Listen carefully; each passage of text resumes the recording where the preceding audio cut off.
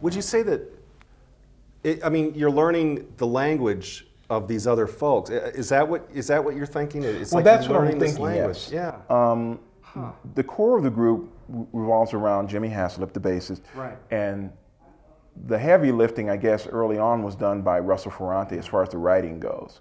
And so Russell is a very studied musician. You can tell from the way he composes, and to be able to dig into that music and then arrange it so that I interpret it, that's the joy for me.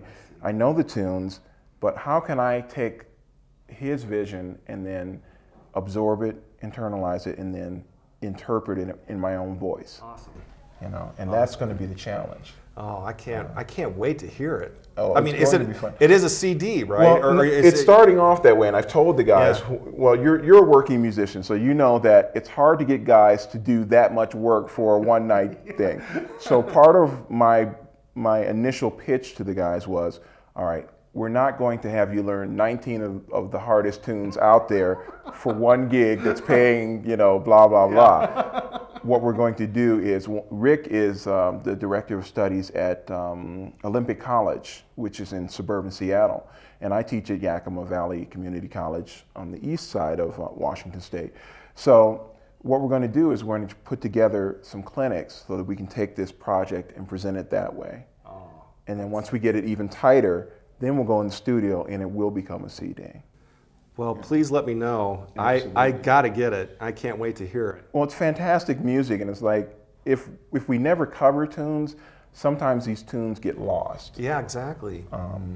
You know, Bob and I had a chance to talk about a tune called "A Flower Is a Lovesome Thing," and it's a Billy Strayhorn tune, and Bob didn't know the tune.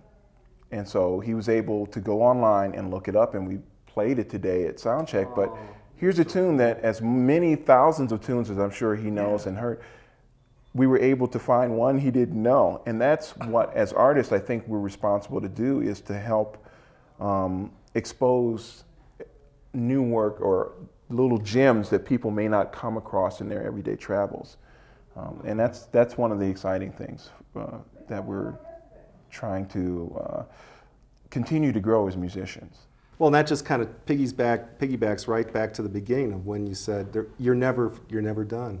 Never. I mean, even Bob James didn't know the tune, and then you come and you both learn it together, and it's just. Well, it started yesterday. He picked out this obscure tune that I had never heard. Right. And so again, this exchange of information is how music continues to live. You know, if we never dig deeper, if we keep doing the same types of music with the same sounds and the same production, we never move the music forward. And so by going into the past and studying what's come before, then we can kind of put our own voice on it, and then we have something new to present. Love that. Thank you so much for that, Lenny. Well, thank you. I appreciate the opportunity to awesome. talk to you. Yeah. Well, I do have one more question for you, if it's okay. Absolutely. And we always come back to the Broadmoor. This is at the Broadmoor. Tell us your impressions after 7 years of coming back and forth to the Broadmoor. Well, after the first time I came here, I have been very pleasantly pleased to see this date come on the schedule every single year. I look forward to it. And it's not just a property.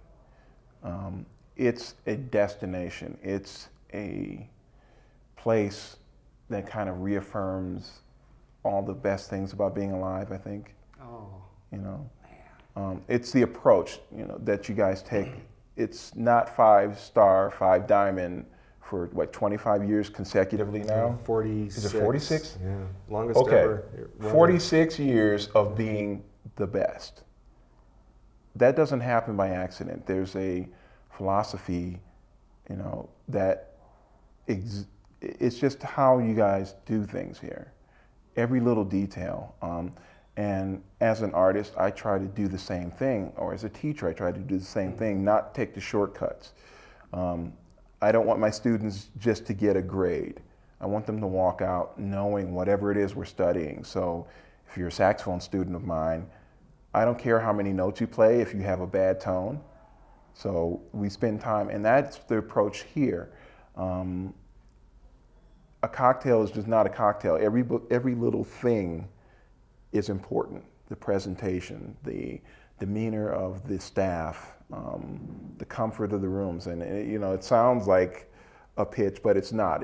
People have to come here to understand what the Broadmoor really is. Wow, thank you so much for that. And you know, thank you so much for your time today. Lenny's going to go play tonight, and here he is talking with us. But I just appreciate everything, and we'll be hoping to have a wonderful show tonight. And I'm sure it's just going to be a blast. It's going to be great, and I can't wait. I know. I told you before. It's like, imagine whatever you dreamed of as an 11-year-old boy. I'm doing it right now. Okay, so everything that I get to do. Talking to you, coming to the Broadmoor, playing with my heroes. I mean, Earl and Bob are my heroes. I mean, I grew up buying their records and, you know, cutting lawn so I could afford to buy. I mean, you know, so to be able to make music with these people is, I mean, I can't describe how important and special it is to me. And to talk to you, I mean, thank you. You know, we need to play together. I know, again, we do. I'll be playing tomorrow at the VIP party. I'll be on a plane at the Crag of Dawn. Oh, are you really? Yeah. Dang it, well, next year. Next year. Next year. Well, thank you, Lenny, and thank you all. See you next time.